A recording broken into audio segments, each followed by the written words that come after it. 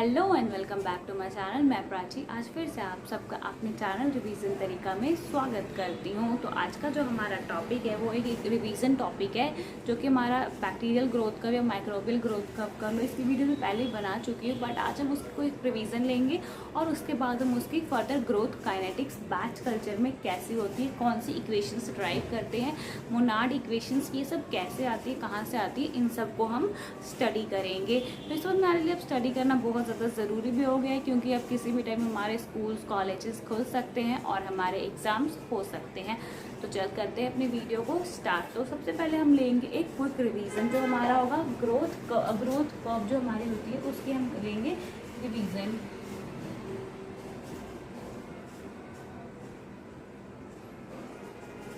Growth curve bacteria या microbial के लिए हमारे पास ऑलमोस्ट सेम ही होता है, जहाँ पे हमारा लैग फेज आता है, लॉग फेज आता है, स्टेशनरी फेज आता है और हमारा डिक्लाइन फेज आ जाता है। तो यहाँ पे होंगे हमारा नंबर ऑफ सेल्स और यहाँ पे हमारा आता है टाइम, हमारा किस टाइम से कितना कौन सा ग्रोथ होती है वो सब हमें देखना होता है। और नंबर ऑफ सेल्स हमारा किस में आता है, लॉग में, लॉग नंबर ऑफ सेल्स। इस तरह का ग्राफ बनाते हैं तो ये हमारा होता है लैग फेज, ये होता है हमारा लॉग और एक्सपोनेंशियल फेज, ये होता है हमारा stationary phase,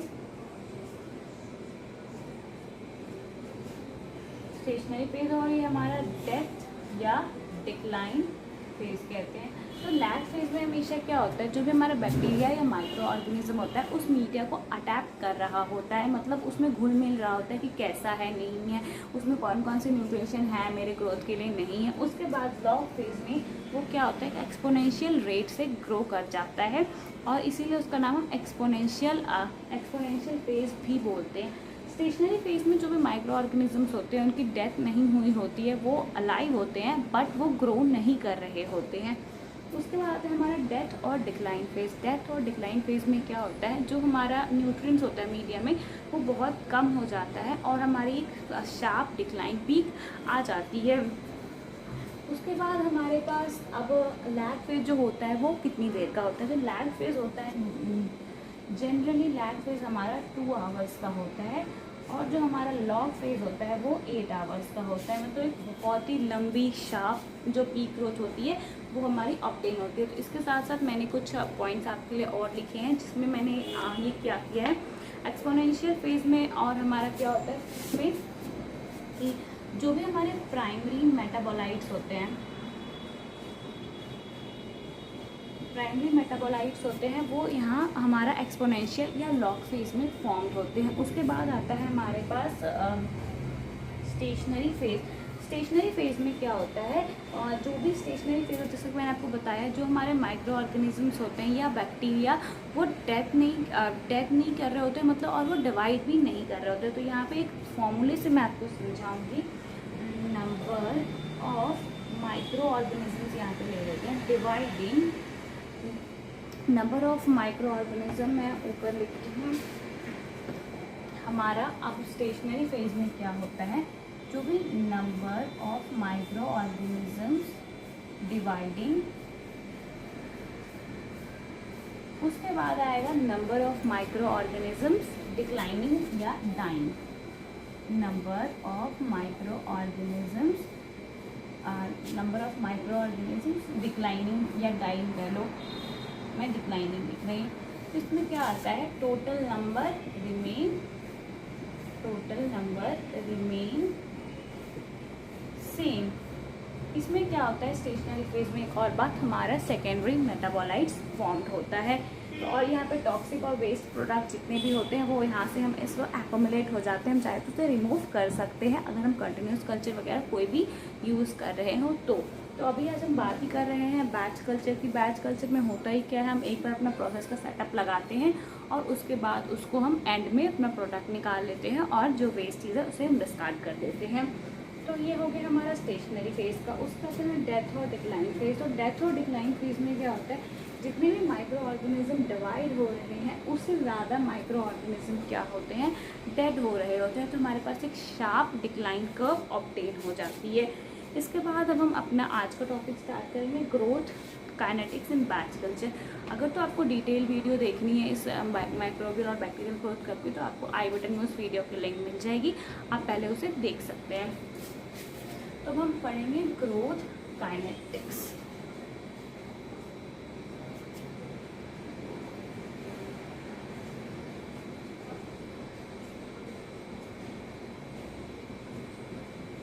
Kinetics in batch culture।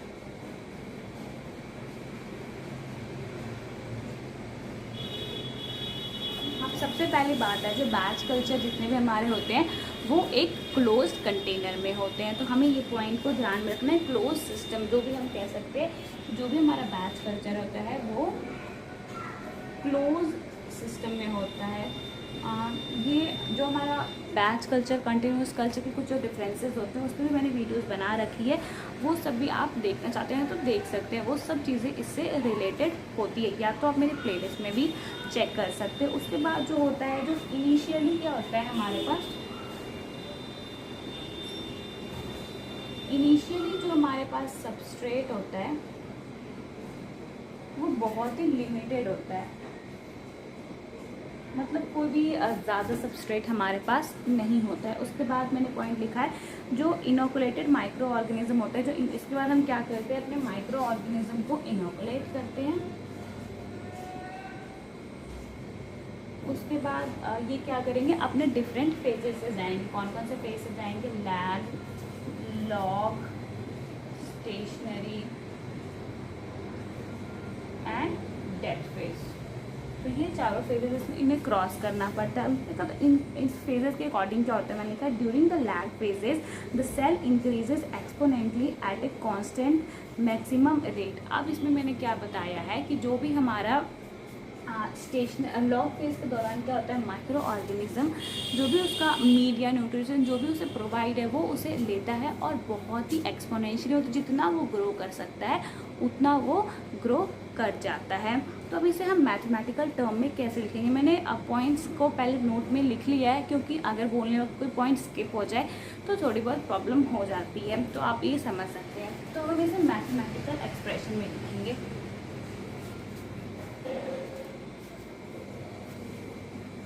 तो अब मैथमेटिकली हम इसे कैसे एक्सप्रेस करेंगे, मतलब लॉग एक्सपोनेंशियल। अब हम क्या कह सकते हैं कि वो लॉग फेज में वो एक्सपोनेंशियली ग्रो कर जाता है हमारे जितने भी माइक्रो ऑर्गेनिज्म। तो इसके हम लिख सकते हैं dx अपॉन dt। अब ये dx upon dt is equals to mu, dx upon dt is equals to mu x। अब इसको इक्वेशन नंबर हम 1 लेंगे। अब क्यों लेंगे, ये क्या है, इसमें हम अच्छे से पढ़ेंगे। जो मैथ के स्टूडेंट्स होते हैं उनके लिए ये चीज़ समझनी काफ़ी इजी हो जाती है, इंटीग्रेशन। और जो हम बायो वाले स्टूडेंट होते हैं उनके लिए थोड़ा सा टफ हो जाता है। तो मैंने क्या किया है, कुछ पॉइंट्स को बहुत ज़्यादा शॉर्ट कर दिया है, इनको तो बहुत ज़्यादा शॉर्ट कर दिया। ऐसा नहीं कि आपको मार्क्स नहीं मिलेंगे, इससे भी आपको मार्क्स पूरे मिलेंगे, क्योंकि मैंने पेपर में अप्लाई किया है, मार्क्स पूरे मिलते हैं। तो बहुत ही शॉर्ट स्टेप पे मैंने इसे इंटीग्रेट करके इसका जो भी इक्वेशन आता है वो बनाया है, तो आप इसे ज़रूर ध्यान से समझें। तो अब यहाँ पे हमारा x क्या है, where x is biomass concentration, biomass concentration. उसके बाद हमारा आता है t, हमेशा क्या होता है, t हमारा टाइम होता है, time in hours. Time in hours हो गया। और हमारा क्या रहता है, म्यू, म्यू मैंने क्या है, specific growth rate,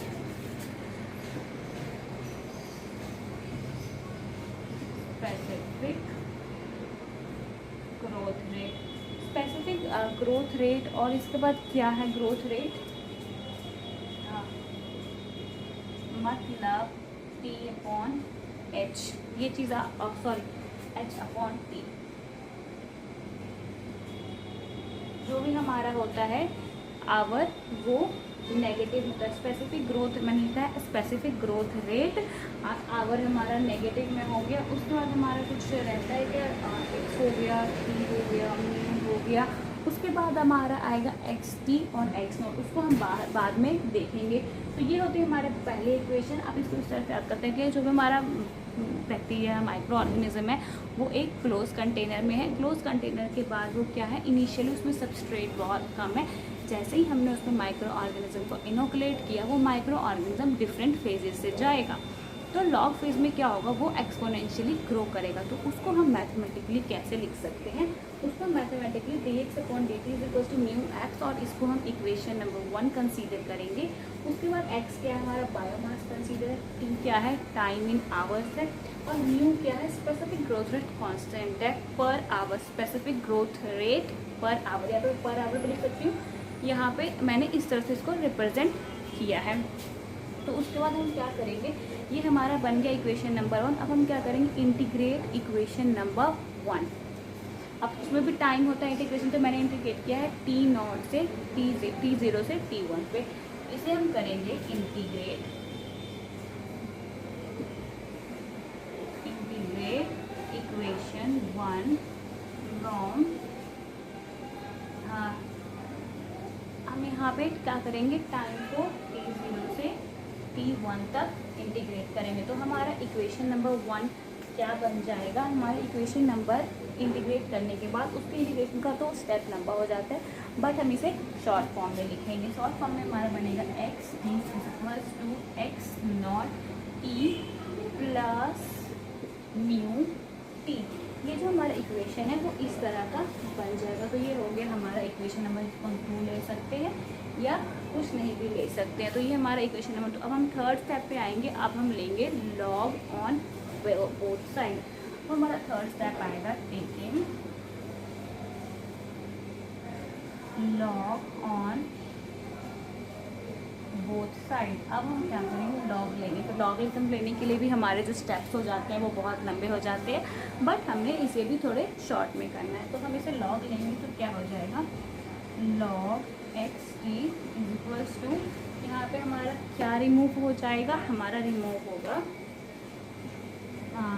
log x not plus mu t. ये हमारा इक्वेशन कुछ इस तरह का बन जाए। उसके बाद हम निकालेंगे इन दोनों में से लॉग कॉमन। मैंने यहाँ पे एल एन लेना है, नेचुरल लॉग लेना है, मैंने लॉग वो वाला ले लिया था। तो यहाँ पे हम लिखेंगे log x t minus x not is equals to mu t. अब हम क्या करेंगे, इसको टी को नीचे लेके आएंगे, log x t minus x not upon t is equals to mu.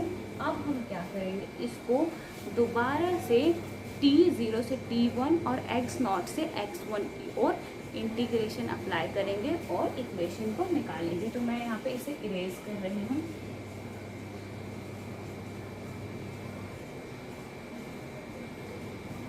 तो जो हमारे इक्वेशन नंबर ये 3 बन गई, इसको हम फिर से इंटीग्रेट करेंगे t0 से t1 तक और x0 से x1 तक। तो हमारा ये इक्वेशन क्या बन जाएगा, लॉग एक्स टी है। तो अब हम वहाँ पे क्या लिखेंगे, x1 minus x0 upon t1 minus t0 is equals to mu.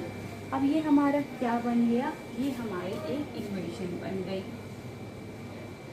इस इक्वेशन को हम 4 लिख सकते हैं। अब इस इक्वेशन को 4 लिखने के बाद अब हम क्या करेंगे, एक्सपोनेंशियल फेजेस को ये पास आउट कर गया। तो यहाँ पे मैंने लिखा है during the exponential phase the nutrients are in excess and the micro organism growing at maximum rate mu max.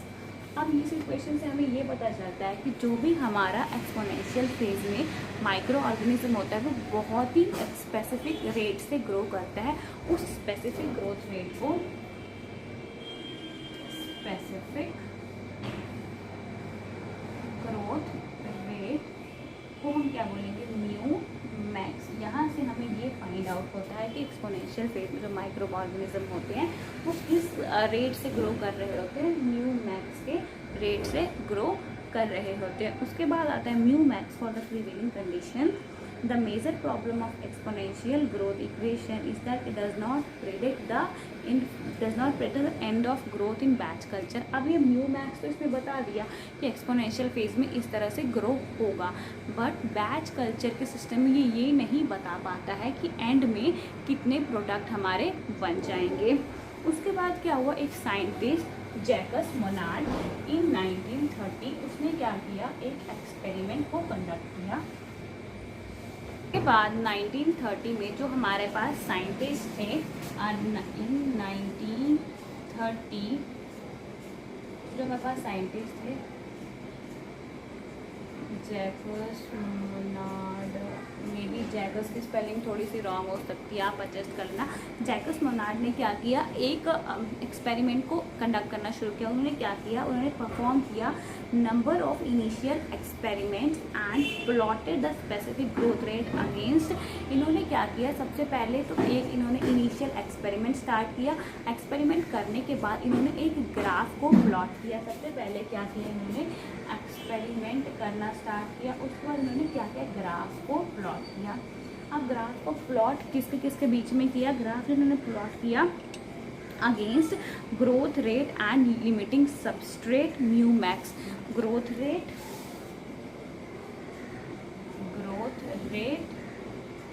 And limiting substrate mu max, limiting substrate mu max के बीच में ग्राफ प्लॉट किया। और इनका जो इक्वेशन आया वो equation था हमारे पास mu max is equals to mu max S, उसके बाद आएगा के एस प्लस एक्स। इस तरह का जो इनका ये इक्वेशन जो बनती है इसको कहते हैं हम मोनार्ड इक्वेशन। अब मोनार्ड इक्वेशन में हमारे पास के एस या एस जो है वो क्या है, तो एस है हमारा रेसिडुअल सबस्ट्रेट कंसंट्रेशन और एस है हमारे पास रेसिडुअल सबस्ट्रेट कंसंट्रेशन और हमारा के एस है यूटिलाइजेशन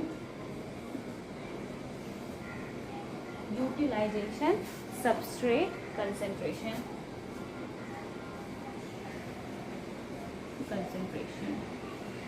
तो ये हमारा इक्वेशन इस तरह का बना है। अब ये इक्वेशन बना कैसे, किस ग्राफ के बेसिस पे बना है, तो उस ग्राफ को भी हम स्टडी करेंगे।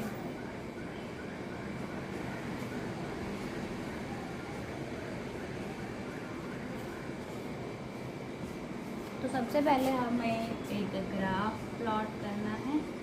ये हमने एक ग्राफ प्लॉट कर लिया और यहाँ पे हमारा आएगा इस लाइन में सबस्ट्रेट और ये जो ग्रोथ होती है सबस्ट्रेट कंसंट्रेशन, ये सबस्ट्रेट है हमारा और ये हमारा ग्रोथ,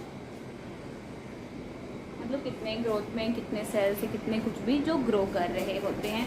तो ये ग्राफ जो बनता है वो कुछ इस तरह का होगा कि एंड से ही स्टार्ट होगा और ये इधर तक जाएगा। तो और ये हो गया हमारा पॉइंट नंबर, यहाँ पे होगा हमारा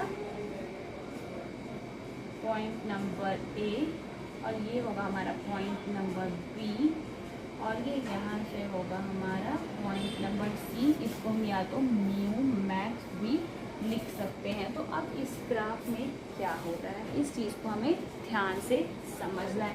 तो यहाँ पर दिख रही है आपको सबसे ज़्यादा हाईएस्ट ग्रोथ भी दिख रही है। तो ग्राफ में हमारा हम जब मूव करते हैं ए से बी की ओर, ए टू बी जोन में क्या होता है, तो सबसे पहले मैं रीड करती हूँ। मैंने क्या लिखा है, मैंने लिखा है in zone A to B represent the exponential phase growth in batch culture। exponential phase growth मतलब इसमें क्या हो रहा है, एक हमारे पास स्ट्रेट ग्राफ है, मतलब इसको थोड़ा सा और ये स्ट्रेट बनता है। यहाँ पे ये यहाँ पे एक्सपोनेंशियल ग्रोथ से होता है। यहाँ पे सबसे ज़्यादा जो माइक्रो ऑर्गेनिज्म या बैक्टीरिया की ग्रोथ है वो हमें यहाँ पे शो हो रही है। उसके बाद where the substrate is in excess and growth is at mu max, मतलब यहाँ पे क्या है, सबस्ट्रेट भी बहुत ज़्यादा है और जो ग्रोथ भी है वो म्यू मैक्स के लेवल पे है। जो इक्वेशन हमने इससे पहले निकाली उसमें ये हमने फाइंड आउट किया एक्सपोनेंशियल में जो माइक्रो ऑर्गेनिज्म बहुत ही रैपिड स्पीड से ग्रो करते हैं उसे हम क्या बोलते हैं, म्यू मैक्स। तो ये हो गया हमारा जोन A to B। यहाँ पे जो सबस्ट्रेट की कंसनट्रेशन है वो क्या है, सबसे ज़्यादा हाई है, मतलब हाईएस्ट लिख लो, हाई लिख लो। उसके बाद विथ टाइम जो सबस्ट्रेट की कंसंट्रेशन है, विथ टाइम जो सबस्ट्रेट की कंसंट्रेशन है वो क्या हो जाएगी, डिक्रीज हो जाएगी। विथ सबस्ट्रेट की कंसंट्रेशन हमारे पास डिक्रीज होते हुए मतलब लो होते जाएगी, या लो लिख लो, हाई लिखा है तो लो लिख लो, सबस्ट्रेट की कंसंट्रेशन लो हो जाएगी। तो अब यहाँ पे क्या हुआ, एक्सेस ग्रोथ हुई। अब हमारा आता है जोन A to C। अब A to C जोन में क्या हुआ, A to C जोन में जैसा कि हमें सिंपली पता है जो हमारा सबस्ट्रेट की कंसंट्रेशन है वो कम होते जा रही है। तो मैंने लिखा है A to C is declining phase where the substrate concentration become limiting and cannot support growth at mu max। अब इसमें क्या बताने की कोशिश कर रही हूँ मैं कि A to C में सबस्ट्रेट की जो कंसंट्रेशन है वो क्या हो रही है, कम हो रही है धीरे धीरे। तो ये माइक्रो ऑर्गेनिज्म की ग्रोथ को म्यू मैक्स के लेवल से कंपेयर नहीं कर सकता, मतलब उसके कंपेयर में ये डिक्लाइनिंग हो रही है। म्यू मैक्स क्या है मैं फिर से बता दूं, एक हमारा ग्रोथ स्पेसिफिक ग्रोथ रेट है जो कि एक्सपोनेंशियल फेज में ग्रो करता है। तो ये हमारा हो गया। उसके बाद ये हमने बता दिया A to B में क्या हो रहा है और A to C में क्या हो रहा है। ये मोनाड इक्वेशन, अगर आप मोनाड इक्वेशन जब भी बताओ तो उसके साथ साथ में हमें ये ग्राफ साथ के साथ एक्सप्लेन करना ही है। अगर ये लॉन्ग क्वेश्चन है तो भी, 4 मार्क के क्वेश्चन है तो भी, ये 2 मार्क्स के क्वेश्चन है तो भी।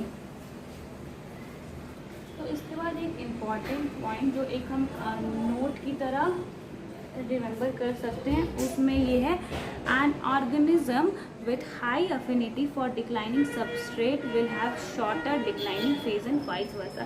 मतलब जिनके पास जो सबस्ट्रेट होगा वो ज़्यादा होंगे तो वो बहुत ही ज़्यादा ग्रो करेंगे, तो सबस्ट्रेट कम होंगे तो एक शार्प डिक्लाइन कर्व आएगी, और वाइस वर्सा मतलब अपोजिट होंगे, इसमें कम होगा तो वो बढ़ेगा, इसमें बढ़ेगा तो वो कम होगा। उसके बाद एप्लीकेशंस कुछ मोनाड इक्वेशंस की हम देख सकते हैं।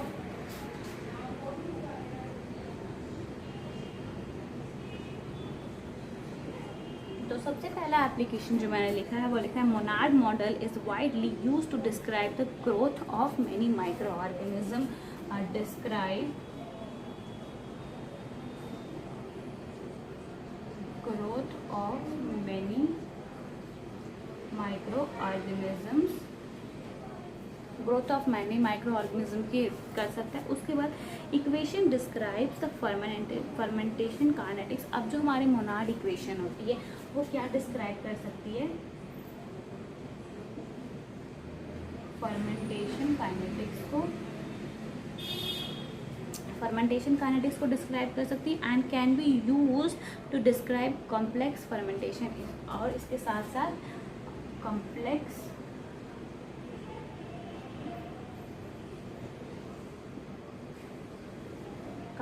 फर्मेंटेशन इक्वेशंस को भी हमारी जो मोनाड इक्वेशंस है वो डिस्क्राइब कर सकती है।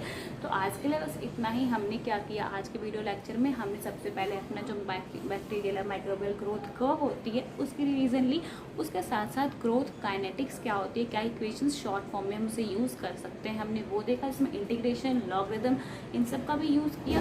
उसके बाद हमने देखा मोनाड इक्वेशन, उसके बाद specific growth rate mu max क्या होता है वो देखा। उसको डिराइव किया कि मतलब किस ग्राफ से आई, किस तरह से आई, किस जोन में क्या है नहीं है वो देखा। उसके बाद हमने कुछ एप्लीकेशंस देखी। तो आज की वीडियो में बस इतना ही। नेक्स्ट वीडियो हम ग्रोथ काइनेटिक्स में कंटिन्यूअस कल्चर का देखेंगे। तो आप हमारे साथ वीडियो में बने रहने के लिए करें हमारे चैनल को सब्सक्राइब और अपने दोस्तों को भी करें ये वीडियो शेयर, ताकि उनका भी ये टॉपिक क्लियर हो जाए और इन्हें इक्वेशंस बनाने में मदद मिल जाए। तो मिलते हैं नेक्स्ट वीडियो में, तब तक के लिए थैंक यू, टाटा, बाय।